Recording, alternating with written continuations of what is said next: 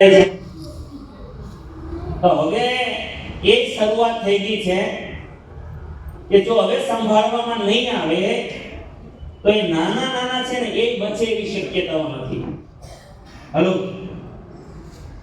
ગયા વર્ષે અમારા રાજકોટની અંદર એક જ વર્ષમાં 6000 છૂટાછેડાના કેસ, એમાં તો 1000 ને તો એનજીઓ જે સંસ્થાઓ એને સંભાળીને રિપેર કર્યા અને 1500 પેન્ડિંગ. એનો મતલબ કે ભાઈ ભાઈ તો જુદા થઈ ગયા, હવે પતિ પત્નીનું ચાલુ થયું છે. બીજું તમે વૃદ્ધાશ્રમમાં જાજો. હું તો મારું કામ ઓબ્ઝર્વેશન નું છે, કારણ કે મારે ટ્રેનિંગ આપી છે, જાગૃત કરવા છે. તો તમે મેક્સિમમ વૃદ્ધાશ્રમમાં જો સંખ્યા જોશો ને તો જેને એક દીકરો છે ને એની સંખ્યા મા બાપની વધારે છે.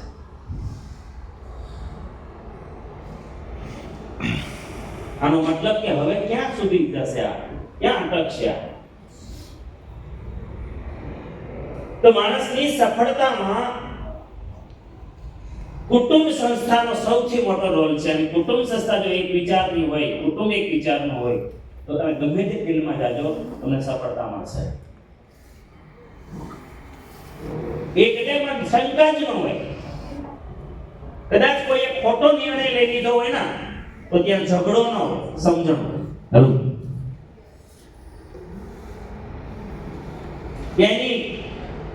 એને ટોર્ચર કરવામાં ન આવે. એકતાનો મતલબ શું? અને આજે માણસ આત્મહત્યા સુધી પહોંચી જાય છે ટોર્ચર કરીને. આ બાળકો જ આત્મહત્યા કરવા લાગ્યા ટોર્ચરને કારણે. ત્યારે મારો એક પ્રયાસ છે આ કે ભાઈ કુટુંબ જ્યાં સુધી એક નહીં થાય ત્યાં સુધી જીવન સંઘર્ષ છે.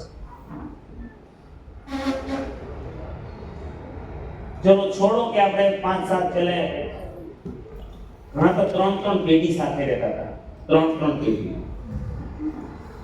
આજે એક કુટુંબ સાથે રહેવા તૈયાર નથી, અને બધાને સફળતા તો જોઈએ જ છે. ચાલો છોડો, હવે આજની પરિસ્થિતિ છે તો છે, શું કરવાના? તો સમજદારી તો એમાં છે કે જે બચ્યું છે એને તો એક કરીએ. હેલો, યસ દુર્જનભાઈ, તો છેવટે હવે બચ્યા છે પતિ પત્ની. કોણ બચ્યા? બે જ બચ્યા. છોકરા તો વિદેશ મોકલવા છે આપણે. બીજું કોણ? બે. બધે જેવું થયું. આપણે બધા અહીંયા આવ્યા, મોટા ભાગના આપણા મા બાપ ગામડે આટા મારે છે. તો વૈદ્યુ પણ પતિ પત્ની જ બધે વૈદ્યા છે. હવે પતિ પત્નીમાં જો મનમેળ નહીં હોય તો પછી બરબાદી તરફ છીએ આપણે.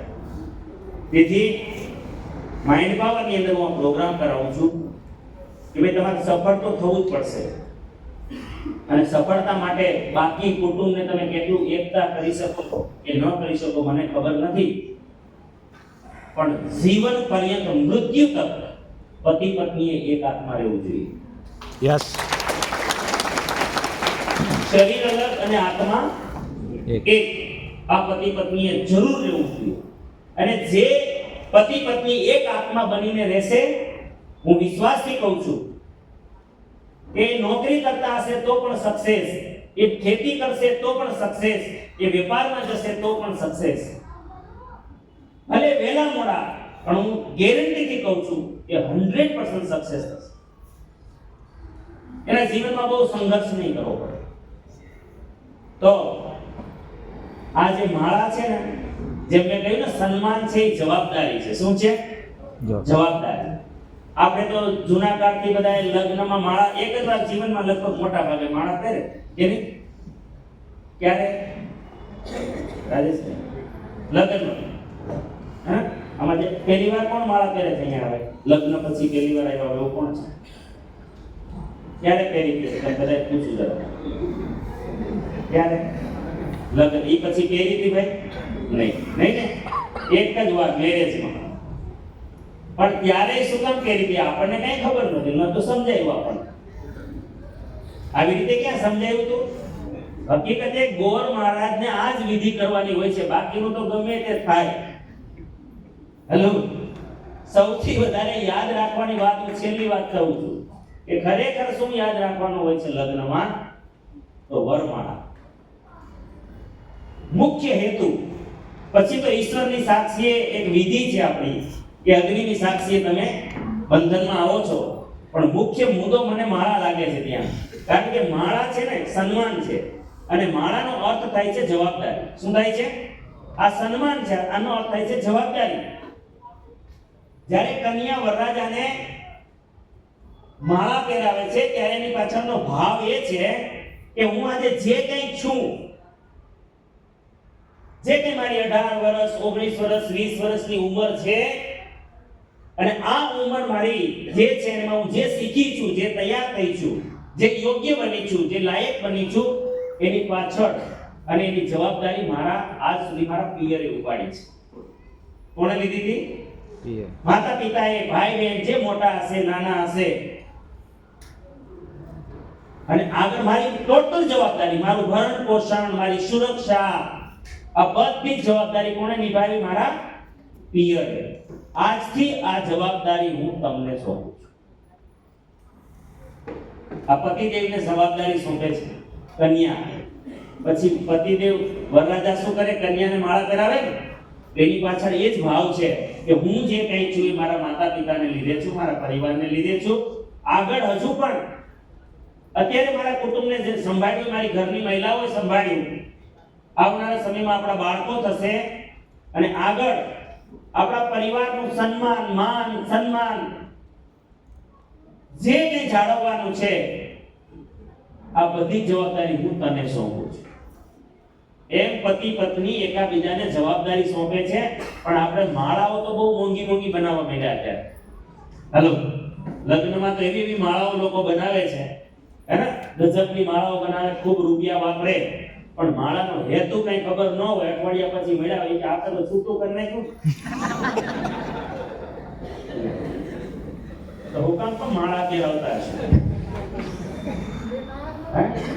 તો માળાનો અર્થ બહુ મોટો છે. સમજી ગયા બધા? કદાચ ત્યારે ન ખબર પડી હોય તો આજે પડી ગઈ, તો હજી કઈ બગડી ગયું નથી.